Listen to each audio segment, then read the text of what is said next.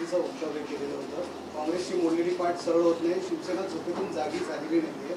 तर शरद पवार आता एकमेव असे नेते राहिलेले आहेत. तर बचेंगे तो और भी लढेंगे असं त्यांनी वक्तव्य केलं होतं. महाराष्ट्रामध्ये बचेंगे तो और भी लढेंगे ही भूमिका कायम शिवसेनेने घेतलेली आहे. याचा अर्थ असा नाही की आम्ही राहिलेलो नाही, आम्ही जमिनीवरच आहोत. बचेंगे वगैरे काही नाही. लढणाऱ्यांचा आमचा पक्ष आहे.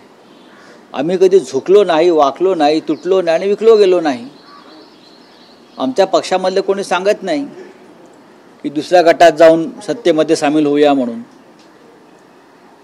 आमचे 20 आमदार आहेत, त्याच्यातलं एकाचंही म्हणणं नाही की समोर जो फुटलेला गट आहे त्यात सामील व्हायचं आणि सत्तेची ऊब घ्यायची, हे आमच्यात कोणी सांगत नाही. त्याच्यामुळे आम्ही लढत राहू उद्धव ठाकरे साहेबांच्या नेतृत्वाखाली.